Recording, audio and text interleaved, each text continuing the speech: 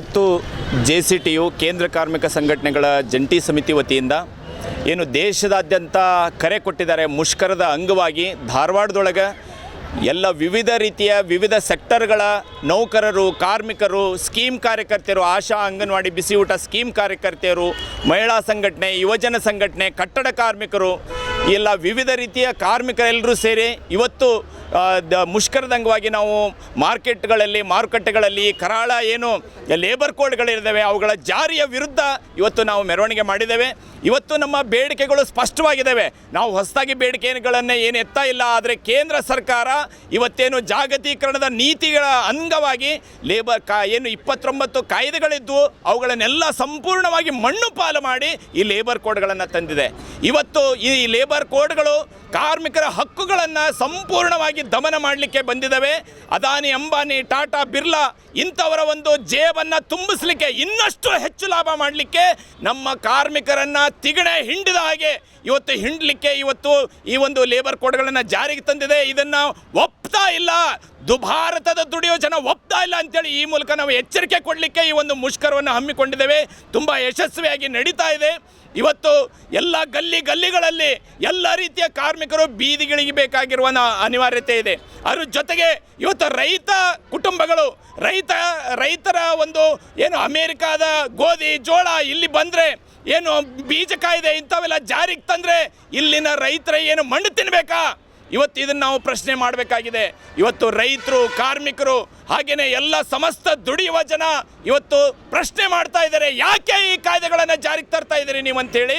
ಇದು ಏನು ನರೇಂದ್ರ ಮೋದಿ ಅವರ BJP ನೇತೃತ್ವದ ಸರ್ಕಾರದ ಫಲಶ್ರುತಿ ಮಾತ್ರ ಅಲ್ಲ, ಅದರ ಹಿಂದಿನ ಕಾಂಗ್ರೆಸ್ ಸರ್ಕಾರ ಇದಕ್ಕೆ ಜಾಗತೀಕರಣದ ನೀತಿಗಳಿಗೆ ಸಹಿ ಮಾಡಿರುವಂಥದ್ದು. ಇವರು ಭಾಳ ಸಮರ್ಥವಾಗಿ ಜಾರಿಗೆ ತರ್ತಾ ಇದ್ದಾರೆ. ಆದ್ದರಿಂದ ಇಲ್ಲಿ ರಾಜ್ಯದೊಳಗೆ ಇವತ್ತು ಲೇಬರ್ ಕೋಡ್ಗಳನ್ನು ನಾವು ತರಂಗಿಲ್ಲ ಅಂತೇಳಿ ಒಂದು ಕಡೆ ಭಾಷಣ ಮಾಡ್ತಾ ಕೇಂದ್ರ ಸರ್ಕಾರದ ವಿರುದ್ಧ ಮಾತಾಡ್ತಾ ನೋಟಿಫಿಕೇಶನ್ ಮಾಡಿದ್ದಾರೆ. ಲೇಬರ್ ಕೋಡ್ಗಳನ್ನು ನೋಟಿಫಿಕೇಶನ್ ಮಾಡಿದ್ದಾರೆ ರಾಜ್ಯದಲ್ಲಿ.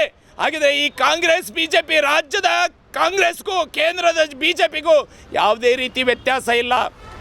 ಅದೇ ರೀತಿಯಲ್ಲಿ ಇವತ್ತು ವಿಮಾ ಕ್ಷೇತ್ರ ಆಗಿರಲಿ, ಬ್ಯಾಂಕ್ ಕ್ಷೇತ್ರ ಆಗಿರಲಿ, ಸಾರ್ವಜನಿಕ ವಲಯದ ಕೈಗಾರಿಕೆಗಳಾಗಿರಲಿ ಸಂಪೂರ್ಣವಾಗಿ ಅವುಗಳನ್ನು ಖಾಸಗೀಕರಣ ಮಾಡ್ತಾ ಇದ್ದಾವೆ. ಇವುಗಳ ವಿರುದ್ಧ ಸಮಸ್ತ ದುಡಿಯುವ ಜನತೆ ಎದ್ದು ನಿಲ್ಲಬೇಕಾಗಿದೆ.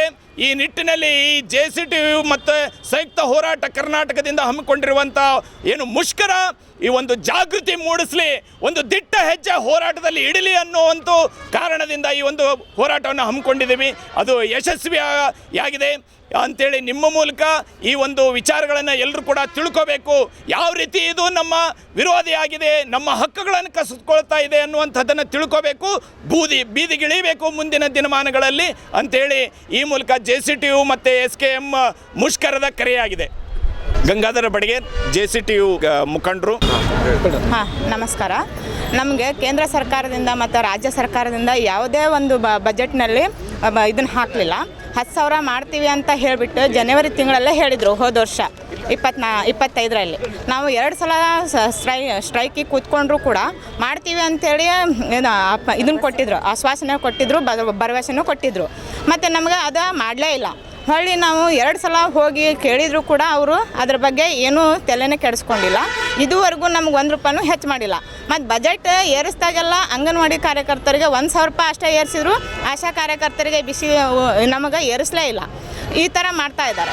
ಆಮೇಲೆ ಈಗ ರಿಟೈರ್ಮೆಂಟ್ ಅಂತೇಳಿ 60 ವರ್ಷಕ್ಕಂತೇಳಿ ರಿಟೈರ್ಮೆಂಟ್ ಅಂತ ಕೊಡ್ತಾ ಇದ್ದಾರೆ. ಅವರಿಗೆ 20,000ನೂ ಕೊಡ್ತೀವಿ ಅಂತ ಹೇಳಿದ್ರು, ಅದನ್ನು ಕೂಡ ಕೊಟ್ಟಿಲ್ಲ. ನಮ್ಗೆ ಯಾವುದನ್ನು ಇದು ಮಾಡ್ತಾಯಿಲ್ಲ. ನಮ್ಗೆ ಅದು ಕಡಿಮೆ ಆಗ್ತಾ ಇದೆ.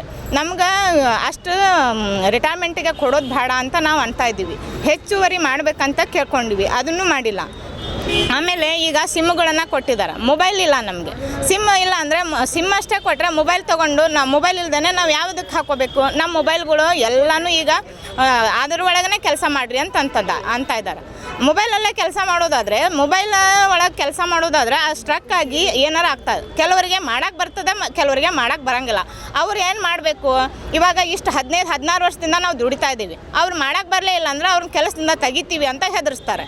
ಆ ಥರ ಮಾಡಬಾರ್ದು ಅನ್ನೋದಕ್ಕನ್ನು ನಾವು ಈ ಥರ ಮುಷ್ಕರವನ್ನು ಹಮ್ಮಿಕೊಳ್ತಾ ಇದ್ದೀವಿ. ನಾನು ನಂದಾ ದೊಡ್ಡಮನಿ ಅಂತೇಳಿ.